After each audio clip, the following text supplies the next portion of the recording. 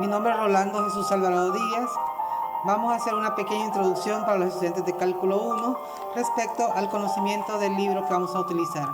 El libro es Cálculo de Louis Layton, respaldado por la Universidad de Oxford, ubicada en Reino Unido. Es una de las universidades más prestigiosas del mundo. Vamos a conocer un poco del prólogo, ¿verdad? Inicia con un pensamiento de Albert Einstein. Todo debe hacerse tan simple como sea posible, pero sin excederse en ello. Albert Einstein.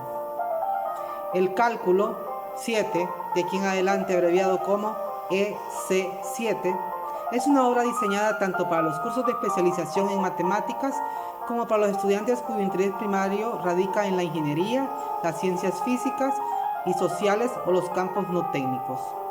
La exposición está adecuada a la experiencia y madurez del principiante.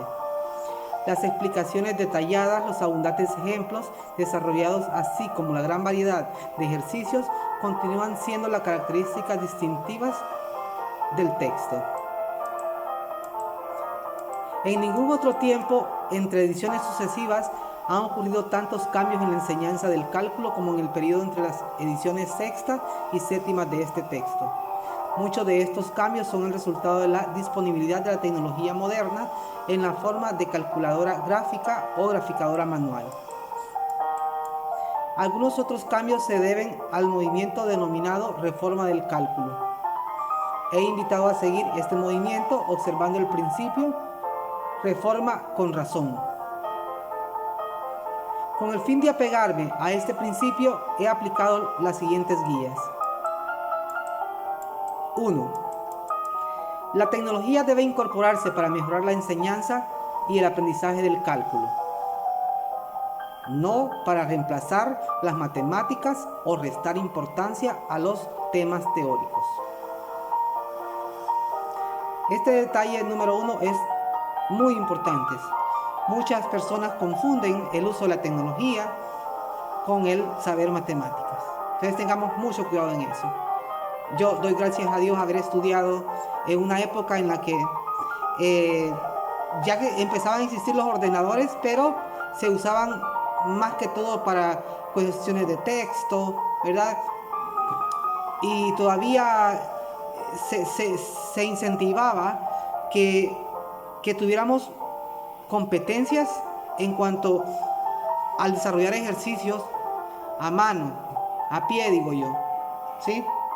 O sea, que aplicábamos todos los conceptos por nuestro cerebro.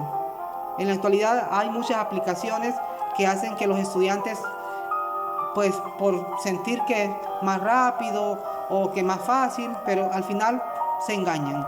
Yo considero que las aplicaciones son cuando uno ya domina resolución de ejercicios a mano, ¿sí?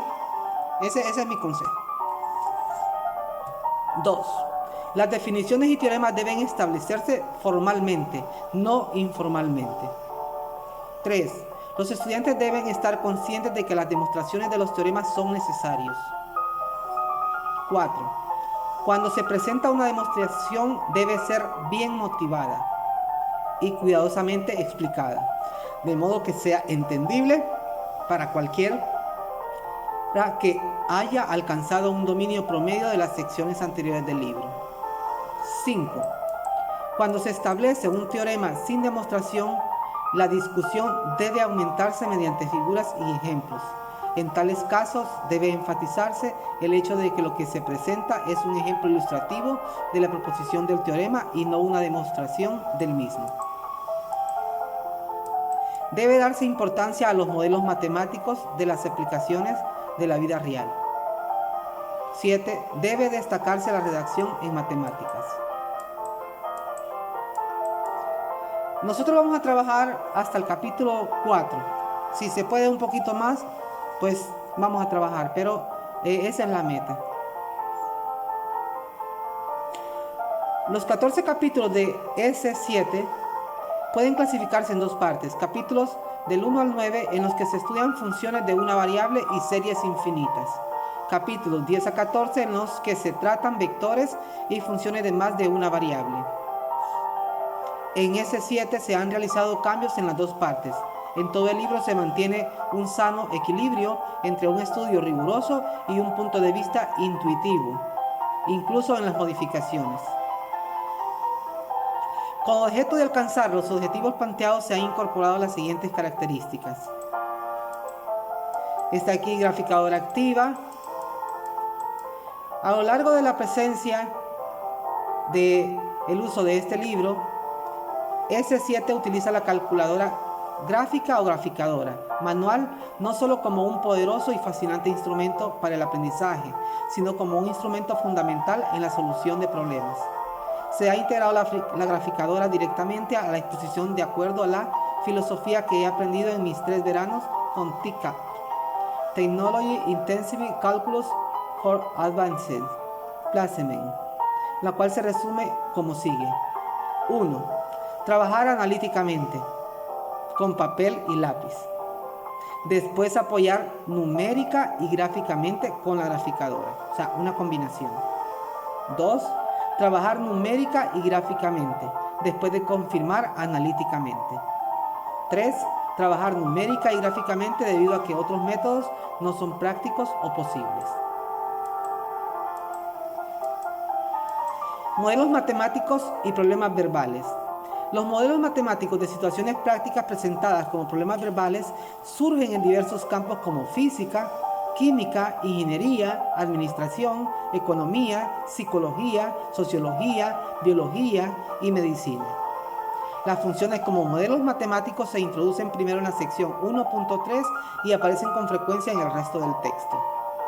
La sección 1.3 contiene sugerencias para obtener una función como modelo matemático paso a paso. Redacción en matemáticas. A fin de complementar la solución de cada ejemplo de un problema verbal, se presenta una conclusión que responde a las preguntas de este.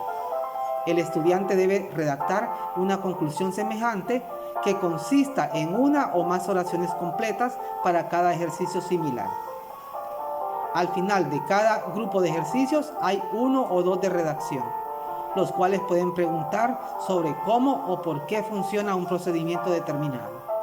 O bien, pueden pedirle al estudiante que describa, explique o justifique un proceso particular.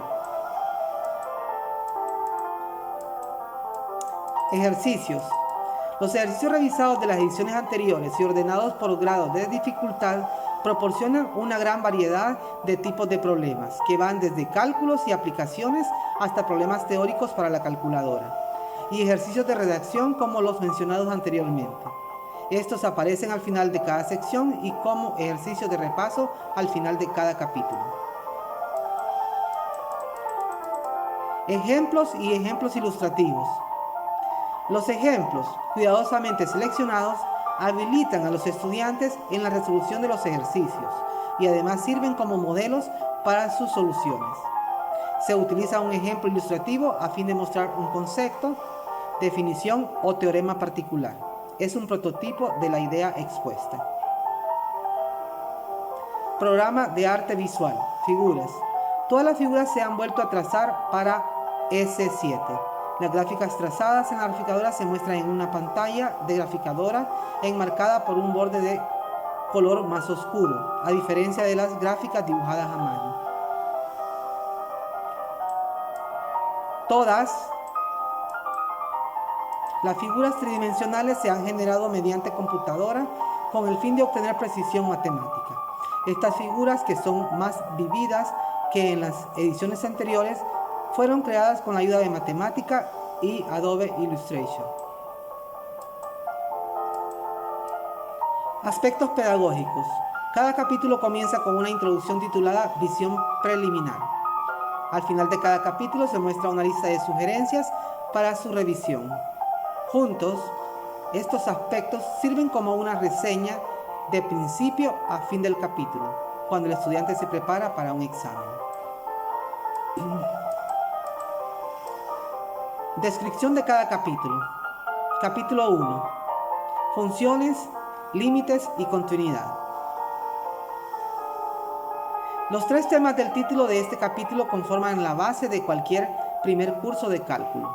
Se exponen todos los teoremas de límites, incluyendo algunas demostraciones en el texto, mientras que otras se esbozan en los ejercicios. La sección 1.3, nueva en esta edición, presenta las funciones como modelos matemáticos anticipadamente de su uso posterior en aplicaciones.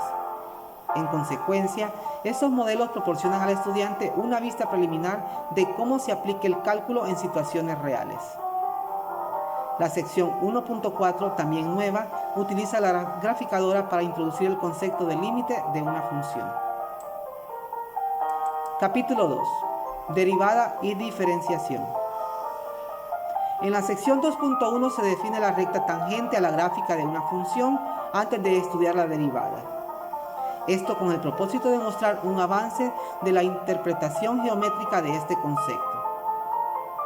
Las aplicaciones físicas de la derivada en el estudio del movimiento rectilíneo se presentan solo después de haber demostrado los teoremas sobre diferenciación, de modo que dichos teoremas pueden emplearse en estas aplicaciones.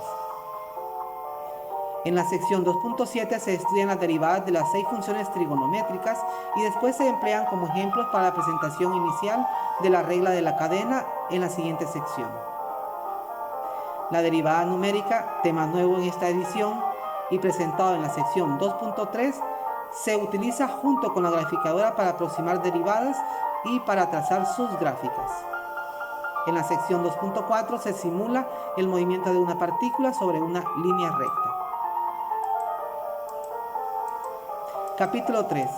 Comportamiento de las funciones y sus gráficas. Valores extremos y aproximaciones.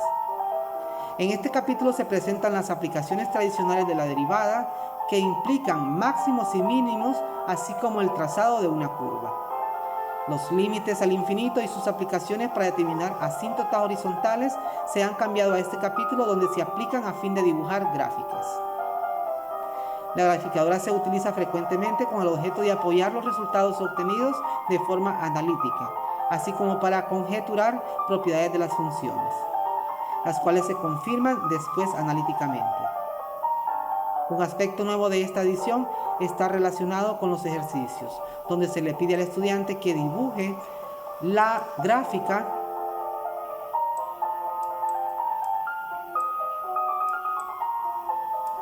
de una función a partir de la gráfica de su derivada y viceversa. En la sección final del capítulo se presenta la aproximación mediante la recta tangente junto con el método de Taylor y el de diferenciales. Capítulo 4. Integral definida e integración. Las dos primeras secciones tratan sobre antiderivación o antidiferenciación. Se utiliza el término antiderivación en lugar de integración definida, sin embargo se conserva la notación estándar, la integral f de x de x. Esta notación sugerirá que debe existir alguna relación entre integrales definidas y antiderivadas, pero no veo perjuicio alguno en lo anterior, en tanto la presentación proporcione un panorama teóricamente apropiado de la definición de la integral definida como un límite de sumas. Dichos límites se aplican primero para definir el área de una región plana y después se utilizan en la definición de la integral definida. La capacidad de la graficadora para aproximar el valor de una integral definida se presenta antes de la demostración del segundo teorema fundamental del cálculo, utilizado para obtener valores de integrales analíticamente. Esta capacidad permite demostrar propiedades de la integral definida en una graficadora tal como se desarrollen. La sección 4.3 sobre ecuaciones diferenciales separables presenta aplicaciones sobre el movimiento rectilíneo, donde el movimiento se simula en la graficadora. Otras aplicaciones de los conceptos de este capítulo incluyen el estudio completo del área de una región plana, así como el volumen de sólidos presentados posteriormente en la edición anterior. La sección 4.9 se inicia con el cálculo de volúmenes mediante el método de rebanado. Se continúa con la determinación de volúmenes de sólidos de revolución mediante los métodos de discos y de arandelas, considerados como casos especiales del método de rebanado. En la sección 4.10 se determinan los volúmenes de sólidos de revolución mediante el método de capas cilíndricas. La meta es llegar hasta el capítulo 4 en cálculo 1 y posteriormente continúan en cálculo 2 y cálculo 3. Con los otros temas hasta cubrir idealmente los 14 capítulos del libro, que es un libro muy bueno. En los apéndices, que están al final del libro, los temas de álgebra, trigonometría y geometría analítica por lo común se estudian en cursos previos al cálculo. Ahora se presentan en el apéndice, dejando así el cuerpo principal del texto para temas estrictamente de cálculo.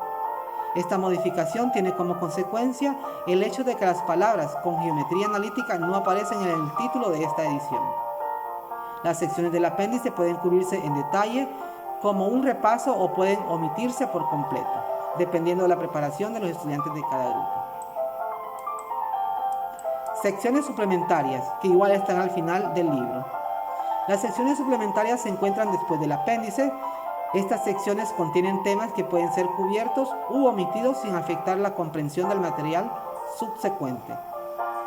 Estas secciones designadas mediante el número de la sección del cuerpo principal del texto contienen discusiones teóricas y algunas de las demostraciones más difíciles. Louis Layton.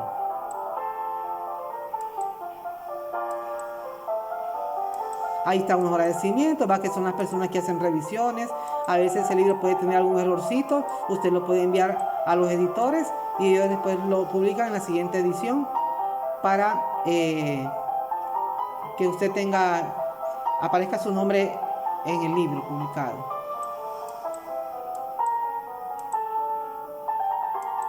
Ahí está el diseño de la cubierta. Entonces aquí hay para los estudiantes, material suplementario para el cálculo.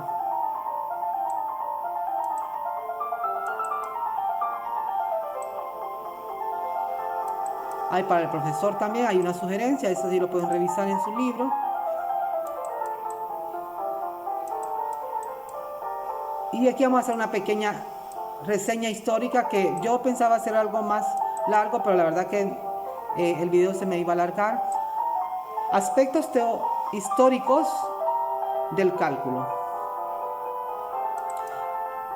¿Por qué hacemos esta breve charla? Uno, para que conozca su libro. Otra, para que usted vea alguna reseña de muchos personajes que han contribuido al cálculo. Y se dé cuenta usted que este es uno de los desarrollos del intelecto humano más grandes que hubieron. Y pasaron miles de años para llegar a tener lo que en la actualidad tenemos de conocimiento respecto a él, y se sigue trabajando en él mismo o aplicándose en muchas situaciones. Entonces, la idea es que en los cursos de cálculo que hacemos en la actualidad, no esperamos que usted sea experto, pero sí que realmente pues ponga alma, corazón y vida, como dice una canción, ¿verdad?, en el estudio del cálculo. Pero esto solo es dedicándole y con el tiempo que realmente usted va a tener una experiencia fuerte en el cálculo. Entonces ya vamos a ver una reseña histórica. Algunas de las ideas fundamentales del cálculo se remontan a los antiguos matemáticos griegos del tiempo de Arquímedes. Oiga bien, estamos hablando del año 287-212 antes de Cristo. Y estamos en la actualidad 2020, ¿verdad? Así como a los trabajos de los primeros años del siglo XVII realizados por René Descartes, 1596-1650. Pierre de Fermat, 1601-1665. John Wallis, 1616-1703. E Isaac Barrow, 1630-1677. Sin embargo, la invención del cálculo se atribuye a Sir Isaac Newton, 1642-1727. y Guthrie Wilhelm Leibniz, 1646-1716. Debido a que ellos iniciaron la generalización y unificación de estos conceptos matemáticos. Asimismo, otros matemáticos de los siglos XVII y XVIII intervinieron en el desarrollo del cálculo. Algunos de ellos fueron Jacob Bernoulli, 1654-1705, Johannes Bernoulli, 1667-1748, Leonard Euler, 1707-1783, y Joseph Lagrange, 1736-1813. No obstante, no fue sino hasta el siglo XIX en que se establecieron los fundamentos de las nociones y de los procesos del cálculo por matemáticos tales como Bernard Bolzano, 1781-1848, Agustín Cauchy, 1789-1857, Carl Weierstrass, 1815-1897, y Richard Dedekind, 1831-1916. Pueden haber más nombres que se omiten aquí, pero básicamente lo que quiero que vean ustedes, de qué personajes hablamos. En forma individual vamos a ir viendo la biografía de cada uno de ellos para ver aportaciones en otras áreas, y esperando que tengan éxito en el estudio del cálculo. Esto es todo. Muchas gracias.